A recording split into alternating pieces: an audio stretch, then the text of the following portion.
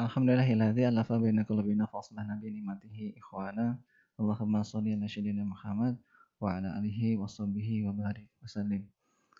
Alhamdulillah kita dipertemukan kembali dalam mata kuliah Statistika Dasar. Masih bersama saya Arif Nugroho Nur Prasetyo. Bab hari ini yang kita pelajari adalah bab pertama terkait dengan pendahuluan apa itu statistika. Bagi yang sudah pernah mendengarnya ataupun pernah mendapatkan materinya, mungkin akan menjadikan review. Tapi bagi yang belum, semoga ini jadi pengetahuan tambahan yang baru begitu. Statistika ini digunakan dalam berbagai macam cabang ilmu begitu. Sebelumnya kita akan mempelajari istilah-istilah yang digunakan dalam materi perkuliahan statistika ini. Jadi statistika adalah komponen metode yang digunakan untuk merencanakan eksperimen, mengambil data, dan kemudian menyusun, meringkas, menyajikan, menganalisa, menginterpretasikan, dan mengambil kesimpulan yang didasarkan pada data tersebut. Jadi yang seperti saya pernah sampaikan di kuliah-kuliah terdahulu, statistika ini pertama adalah metode, cara begitu ya.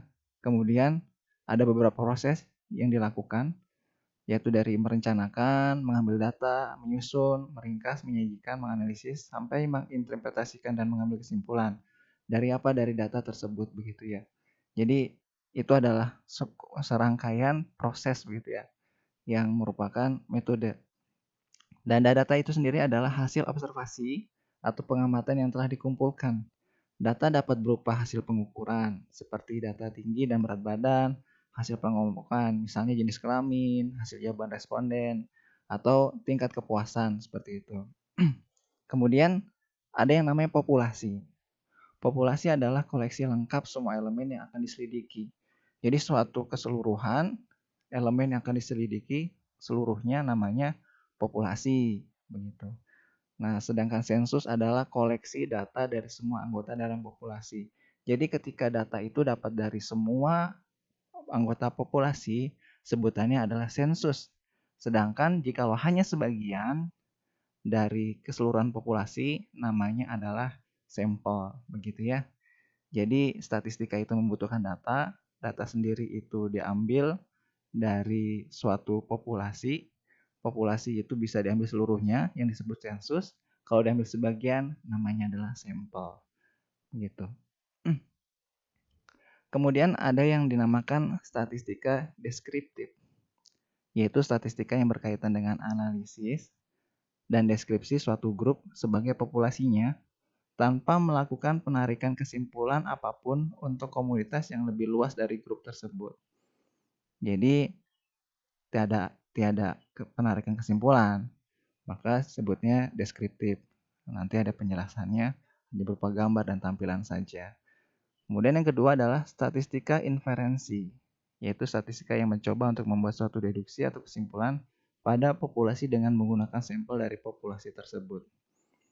Kalau deskriptif belum sampai dengan kesimpulan, baru penampilannya saja.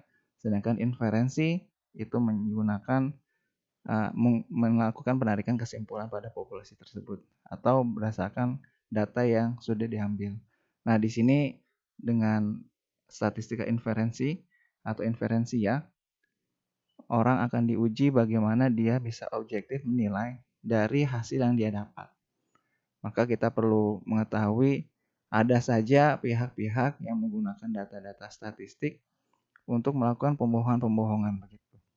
Misalnya ada sekelompok orang yang melihat bahwasanya sunat itu memiliki resiko infeksi 2-5% begitu ya. Sehingga mereka menolak yang disebutnya sunat. Tapi tidak melihat bahwasanya ada 98-95%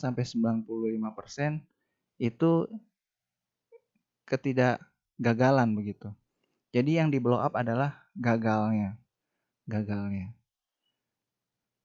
Atau misalkan tingkat pemerkosaan, saya pernah baca itu diantaranya 20% pemerkosaan terjadi pada yang berhijab begitu ya. Nah, berarti berhijab itu rawan juga itu untuk diperkosa misalkan begitu ya. Tapi dia tidak melihat bahwasanya 80% berarti yang tidak berarti. Maka harusnya yang ditarik kesimpulan adalah dengan berhijab itu mengurangi resiko pemerkosaan bukan sebaliknya. Berhijab tidak aman begitu ya. Nah, ini adalah statistika inferensi. Bagaimana orang bisa menarik kesimpulan dengan hasil dari sampel atau populasi yang dia dapatkan gitu. Baik, contohnya, suatu lembaga survei melakukan wawancara terhadap 2.350 penduduk Indonesia untuk mengetahui tingkat kepuasan terhadap kinerja pemerintah. Dalam hal ini sebanyak 2.350 penduduk merupakan sampelnya dan keseluruhan penduduk Indonesia sekitar 230 juta jiwa adalah populasinya. Ya, totalnya adalah 230 sebagai populasi, tapi yang diambil sebagai sampel adalah 2.350 penduduk saja. Contoh berikutnya adalah setiap 5 tahun sekali pemerintah melakukan sensus ekonomi atau sensus pertanian. Nah, pada kegiatan sensus semua kepala keluarga didata dan data yang terkumpul disebut sensus atau data sensus. Kayak sensus seluruhnya begitu ya. Contoh yang ketiga, pemilu atau pilkada di Indonesia dilakukan untuk mengetahui aspirasi dari semua pemilih. Jadi pemilu merupakan proses sensus untuk populasi pemilih. Jadi untuk semua yang bisa memilih, nah itu dilakukan pemilu. Nah, pemilu sendiri itu sebenarnya adalah sensus dari semua orang yang punya hak pilih. Terlepas dari apakah dia menggunakannya atau tidak begitu ya. Tapi proses sendiri harusnya adalah semua yang memiliki hak pilih sudah tercakup di situ sehingga disebut sensus. Nah, sedangkan ada lembaga survei yang melakukan perhitungan cepat atau quick count kita sering dengar, itu melakukan proses sampling. Jadi data hanya diambil dari sebagian TPS yang tersebar dengan cara yang sedemikian rupa sehingga data yang diperoleh itu dapat cukup dipercaya untuk mewakili para pemilih semuanya. Nah, tiap uh, lembaga survei memiliki samplingnya sendiri masing-masing, mungkin mempunyai metodenya masing-masing. Nah, tapi intinya adalah mereka melakukan sampling gitu ya. Mana yang lebih akurat? Tentu saja sensus lebih akurat. Tapi dengan sampling yang baik dan benar tanpa ada tendensi atau intervensi tertentu, ini juga bisa hampir mendekati kebenaran. Maka kita sebut ada selang kebenaran begitu, tingkat kepercayaan begitu. Nah, pengumpulan data dengan cara sensus ini ada kendalanya. Karena dia sangat luas, populasinya besar, bisa jadi pada misalkan penduduk Jakarta 11 juta gitu ya, atau nasional tadi kita tahu itu 200-an juta. Maka sulit untuk dilakukan, membutuhkan banyak biaya, waktu, dan pastinya juga tenaga yang banyak. Kita bayangkan harus sampai ke pelosok-pelosok orang ditanyai dan sebagainya. Nah, itu sangat-sangat memakan waktu, biaya, dan tadi tenaga. Maka untuk alasan efisiensi dalam banyak kasus dan pola atau kelakuan populasi cukup dipelajari melalui sampelnya. Gitu. Jadi tidak harus semuanya. Nah, kadang-kadang karena tadi itu ada banyak kendala, jadi dilakukan dengan cara sampel gitu. Yaitu tadi karena biayanya besar, waktunya lama, tenaga banyak, dan lagi ketika populasi ini adalah populasi hidup, itu ada naik turunnya dengan cepat. Hari ini mungkin ada sekian, tapi beberapa menit atau beberapa jam ke depan sudah berubah lagi populasi. Kenapa? Ada kematian, ada kelahiran, begitu ya. Jadi sulit. Sensus 5 tahunan pun sudah banyak memakan waktu dan tenaga serta biaya. Tidak terbayang ya kalau setiap hari kita harus melakukan sensus bagaimana tingkat kesejahteraan orang gitu ya. Nah, ini sangat merepotkan gitu ya. Jangankan tingkat nasional, tingkat daerah saja ya ini sulit begitu ya. Maka kita bisa acungi jempol bagi para penguasa daerah atau negara yang bisa mengetahui secara umum atau rata begitu ya, bagaimana tingkat kesejahteraan penduduknya misalkan, bagaimana akses-akses jalannya, bagaimana tingkat pendidikannya, dan itu bisa diratakan dari satu tempat ke tempat lain begitu ya dengan adil. Ini apresiasi sekali jikalau memang kita menemukan pimpinan, kepala negara, atau kepala daerah yang bisa melakukan hal tersebut. Artinya apa? Dia bisa melihat data. Dia bisa melihat data dan mewujudkan programnya untuk kesejahteraan penduduknya, begitu ya. Kan di sini saya kasih keterangan, nantinya analisis pada sampel ini digunakan untuk memberikan kesimpulan pada populasi asalnya. Jadi dengan sampel yang sedikit, dia bisa mengeluarkan kebijakan yang lebih besar, gitu ya. Yang sedikit ini tentu saja yang mewakili. Maka agar dapat diharapkan kesimpulan yang valid, maka sampel yang diambil haruslah representatif. Artinya benar-benar mewakili populasinya. Bukan di satu tempat saja pendukung dia tentu saja mengatakan hal yang baik-baik, begitu ya, atau di tempatnya yang lawannya tentu saja mengatakan hal yang buruk-buruk, begitu ya. Jadi dalam hal kepala daerah mengambil kebijakan itu tidak boleh misalkan ini daerah gini nih, daerah yang dulu dukung saya, akhirnya hanya di situ saja yang dicek, begitu ya. Dan sebaliknya itu tidak bisa seperti itu. Sampel yang tidak valid akan melahirkan kesimpulan yang menyimpang dari keadaan yang sesungguhnya, begitu ya. Maka tidak akan tercapai ya, tujuan dari penggunaan sampel dalam statistika ini, begitu. Jadi tergantung tujuannya itu apa, gunakan sampel yang valid, kemudian baca data yang objektif, begitu ya. Maka inginnya dia tadi apa, nah insya Allah akan bisa dilaksanakan. Nah ini ilmu dari Allah untuk bagaimana kita bisa memahami kondisi masyarakat, misalkan contohnya dalam hal ini masyarakat, dan mengambil kebijakan untuk kebaikan bersama ke depannya. Baik, kemudian ada yang namanya tipe-tipe data. Nah, data ini ada yang dalam bentuk angka. Untuk membedakan antara data sampel dan data populasi biasanya digunakan istilah statistik dan parameter. Apa itu parameter? Parameter adalah suatu ukuran numerik yang menggambarkan karakter suatu populasi. Jadi ada istilahnya menggambarkan karakter populasi ya, disebutnya parameter. Sedangkan statistik adalah ukuran numerik yang menggambarkan karakter suatu sampel. Jadi ini pengistilahan saja ya. Jadi ketika itu datanya adalah data populasi, kita sebutnya parameter.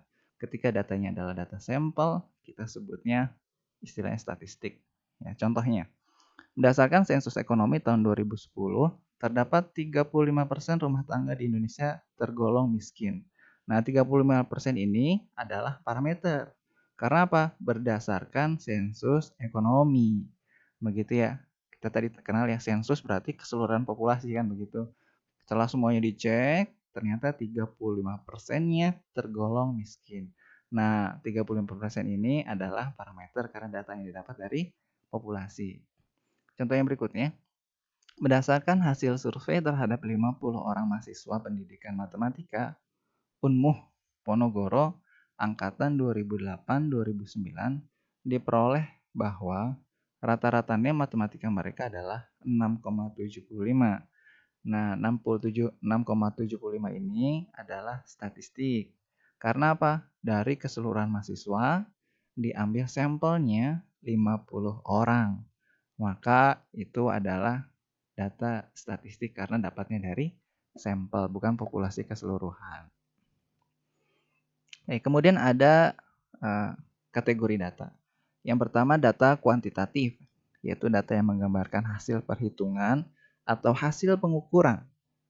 Kemudian yang kedua adalah data kualitatif atau data kategori adalah data yang dapat dipisahkan dalam beberapa kategori atau kelompok yang dibedakan oleh karakter bukan numerik. Nah, ini ada penjelasannya lebih lanjut. Contohnya, data kuantitatif ini adalah tinggi badan, nilai NEM, temperatur, baik dalam derajat Celcius dan lainnya. Atau contohnya lainnya adalah besar penghasilan, gitu ya. Jadi bisa diurutkan, terlihat secara angka, gitu ya. Maka disebutnya data kuantitatif. Sedangkan data kualitatif itu diantaranya jenis kelamin, laki-laki, perempuan, profesi, ada petani, ada nelayan, ada profesional, dan sebagainya. Temperatur dalam rasa, kalau tadi temperatur dalam derajat, sekarang ada temperatur dalam rasa, misalkan dingin, panas, sejuk, ataupun misalkan tingkat kepuasan, puas, tidak puas, kurang puas, dan seterusnya. Nah, itu adalah masuknya data kualitatif, ya, tidak bentuknya angka, begitu. Nah, data kuantitatif sendiri, tadi kan ada data kuantitatif, data kualitatif. Untuk data kuantitatif sendiri itu dibagi yang pertama data discrete. Ya, itu tulisannya discrete, kadang dibaca discrete. Data yang banyak kemungkinannya berhingga atau terbilang. Jadi discrete ini kemungkinannya bisa diprediksi, ya, bisa terhitung, jelas begitu ya. Sedangkan data kontinu, data yang banyak kemungkinannya tak terbilang. Oh, bisa berapa aja begitu ya. Contoh, data discrete ini jam kerja dalam sehari.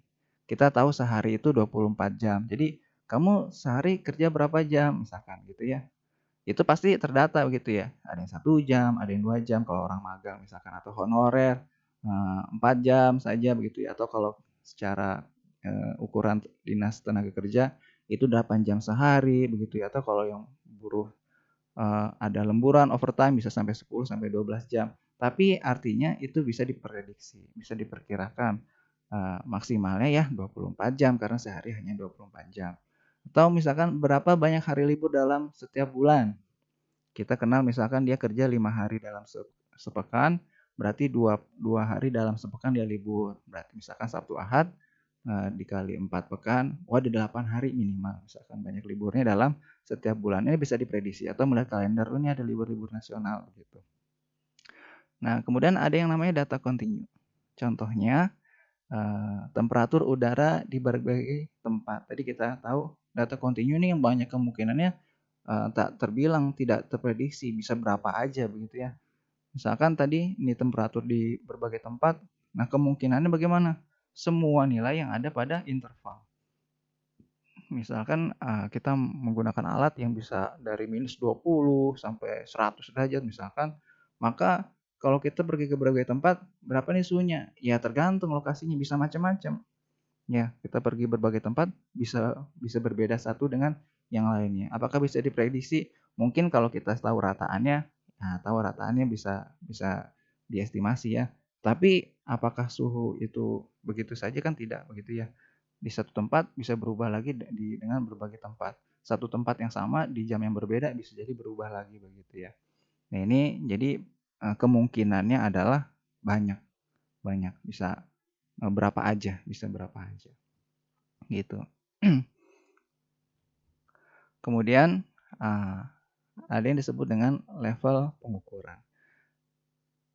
Level pengukuran ini merupakan faktor penting dalam menentukan prosedur dan metode statistika yang digunakan, gitu ya.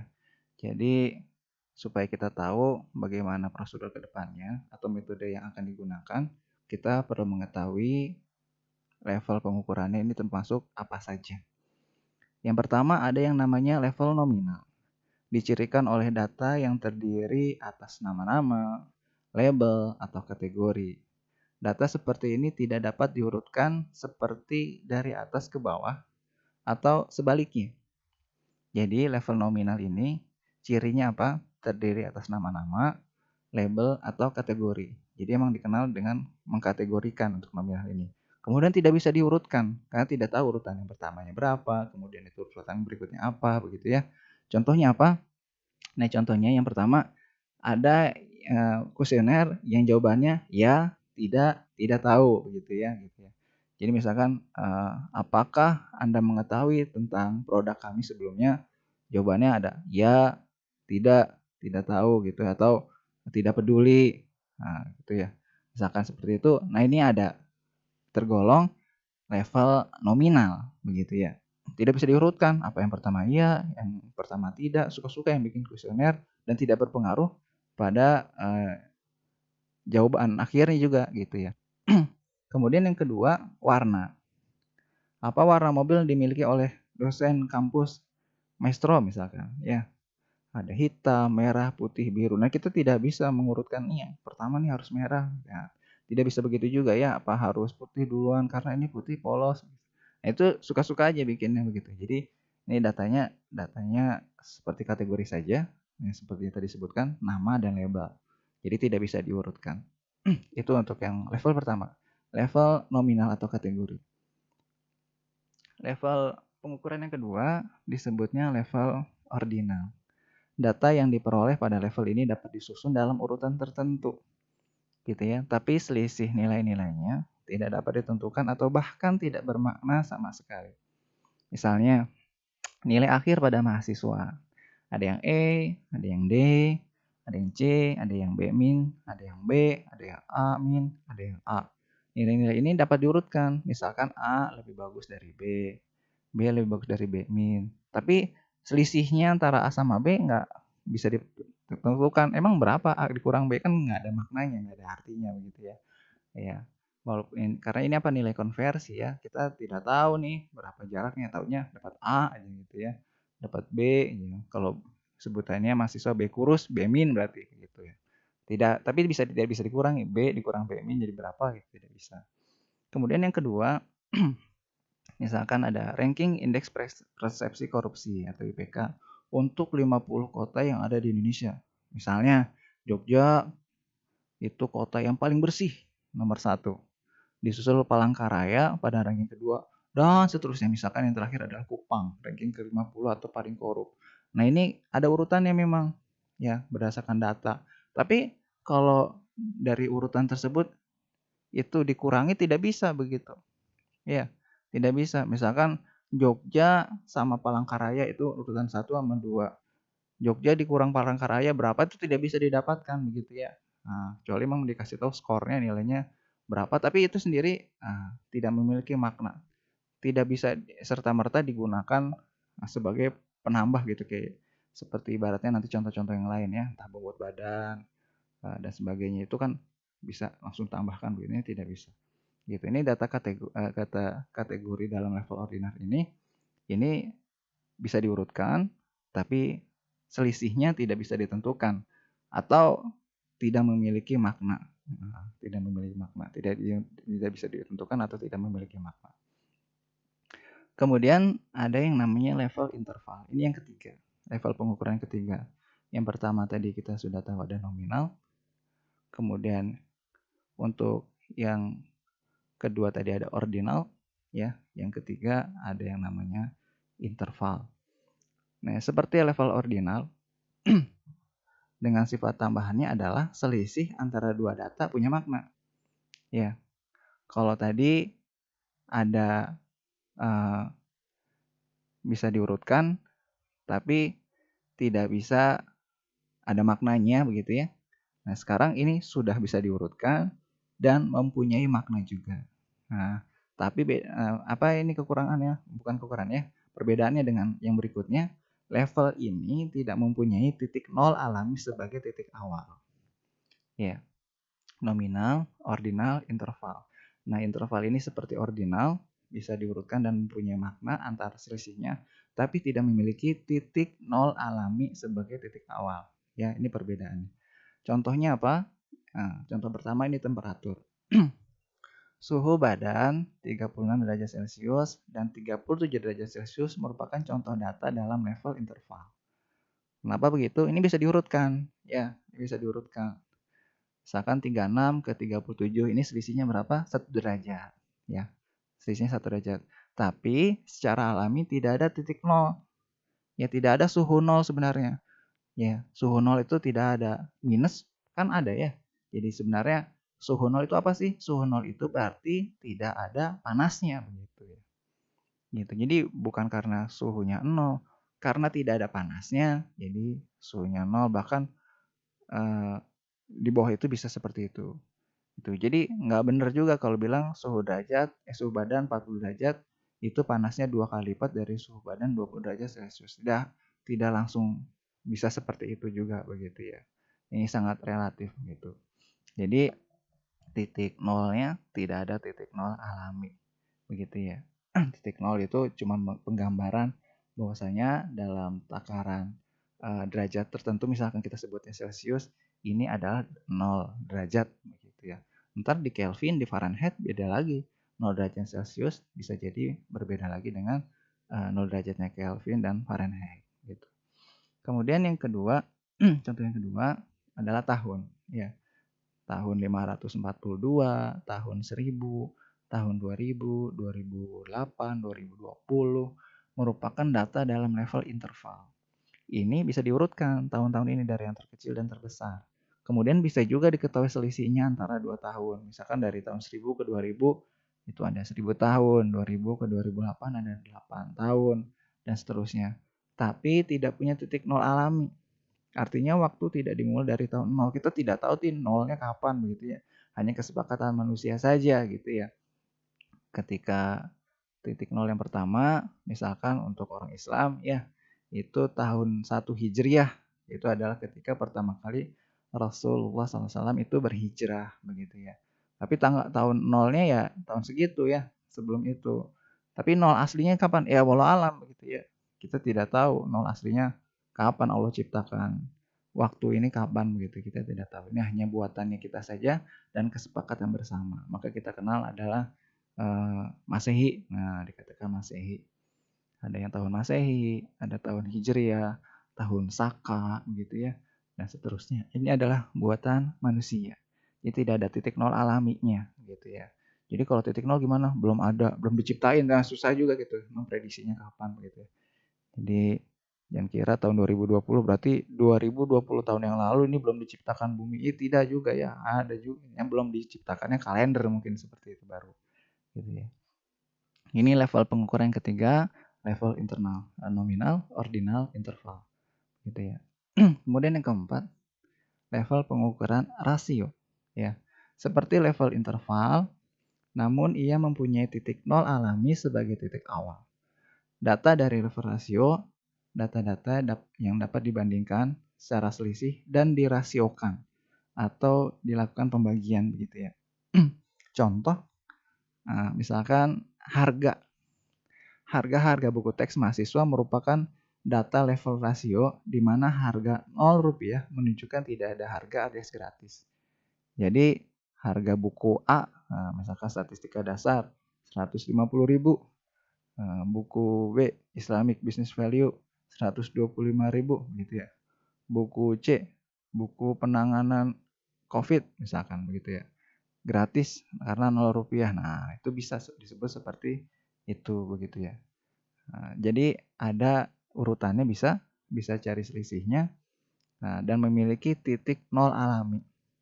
Atau misalkan berat badan, ya ada bobot suatu barang, suatu benda sampai dengan berat 0 kg, misalkan yang artinya tidak ada bobotnya, karena ya tidak terasa beratnya, karena tidak ada juga barangnya begitu ya. Bobot yang 0, jadi tidak bisa ditimbang diprediksi. Ada titik nolnya. Nah, ini tidak bisa dapat minus begitu, tidak bisa dapat minus. Jadi bisa dibandingkan, ada selisihnya, bisa digunakan rasio atau pembagian. Ini 4 pengukurannya: nominal, ordinal, interval, dan rasio. Begitu. Baik. Kemudian bagi teman-teman yang sudah menyimak tadi, silahkan dikerjakan soal-soal latihan pada link yang saya sampaikan ini di bit.ly _BS huruf besar ya, strip 1, P-nya besar, pendahuluan, atau juga bisa digunakan QR code dan scan QR code yang ada di layar begitu ya. Gunakan handphonenya, bisa langsung dikerjakan, dan ini digunakan sebagai nilai latihan harian. Saya menganggap teman-teman sudah mengakses video ini dengan cara sudah menyelesaikan soal-soal latihan yang ada dalam link yang saya sampaikan ini. Baik, demikian kita tutup dengan baca hamdalah. Alhamdulillahirrahmanirrahim. Subhanakallahumma wa bihamdika asyhadu an la ilaha illa anta astaghfiruka wa atubu ilaik. Untuk pertanyaan dan diskusi silakan nanti bisa dijapri melalui nomor telepon saya.